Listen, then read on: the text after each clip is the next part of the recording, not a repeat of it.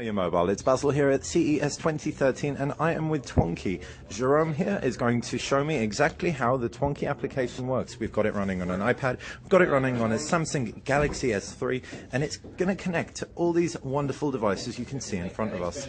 So over to you, Jerome. What are we going to see first? So we're looking at the Twonky Beam application. Okay. So at its core, this application is a browser. So you go to any website, but it's a very special browser because you understand the media you have around your home. Here I have the list of rendering device that the application finds. I have the Apple TV, I have a Sonos audio device, I have the Roku, I have this device himself, and I have the Xbox 360. Brilliant. I'm, for instance, selecting the Xbox 360. Then I can go to any media website, for instance, YouTube. This is my subscriptions. Let's play, let's say, this piece of content. Okay. As you can see, it came with the standard YouTube experience and interface, except it will overlay a Beam button, letting me know that I can play this file on my Xbox 360, as we just selected before.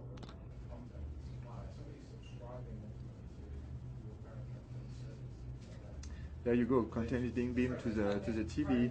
High quality. We can select the bandwidth. You can select the bandwidth depending on your home bandwidth to make sure you have the maximum quality. And we can see that looks fantastic.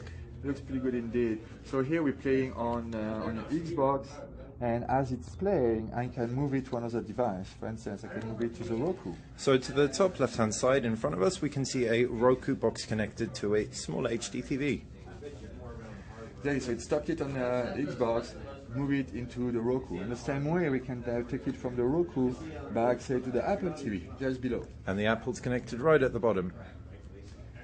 And just to drive the point home, we can take it back from the Apple TV to the iPad itself. Well, I can take the content and go to location. Okay, so we've seen Apple TVs connect to iPads before. Is there any way of connecting an Android phone to the Apple TV? The exact same way with the Twonky Beam application for Android. So same principle, so browser at its core with on the side all your media devices. You can see they're slowly getting discovered, and I have the same list. Let's say select the Apple TV here, and say another service. So this is a fantastic way of opening up multiple platforms to the same connected home experience. Let's see, this one. Then we have the little Beam button overlay, just the same way. Now I can press the Beam button, and content is going to be sent to the Apple TV. So we can see beaming directly from the Samsung Galaxy S3 right over to the Apple TV. So one thing we want to highlight, both on the iPad and on the Android, while you beam content to the TV, you do not have the same content being played on the device itself. So from here, I can open, for instance, a new browser window and do, whatever I want to do. No problem. And that's very important because we want to enable people to use the second screen how they see fit. Brilliant. It's not about giving you, specific subsets. It's about opening the web for you to do what you need to do while you're watching your content. Perfect. And I think that's what I get definitely from Twonky. It opens up the web and your devices to give you an even more enhanced user experience. Hey. So we're getting a demonstration now of exactly how integrated this functionality is. So I just take a video, I go back to the application, now I can, good, I can access my local content. So here I have a bunch of content living on my servers, my NAS over there on my computer, and also on this device itself. So I can access here all the video, and for instance, I just took this little video of our host. Let's put it to the 360. And the video I just took, like literally a few seconds ago, I can now send it to the TV. I do not have to sync, I do not have to copy anywhere. I just dynamically send it to my TV in real time.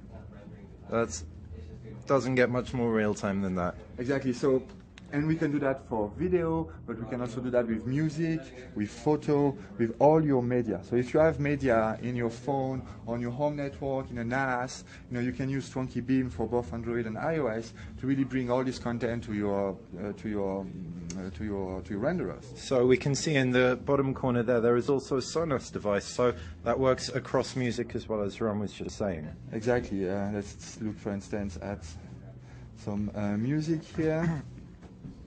Artist index, let's say Amy Winehouse. So we'll start with the Xbox just to show how nicely integrated it is. Map, that's a lot of. So let's play, for instance, a piece of music on the Xbox. You can see we have a nice interface with like some album art effects.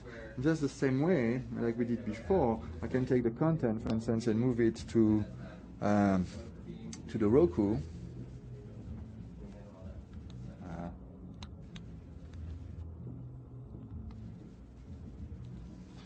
With a nice interface, you can see the thumbnail for the album art, etc., etc.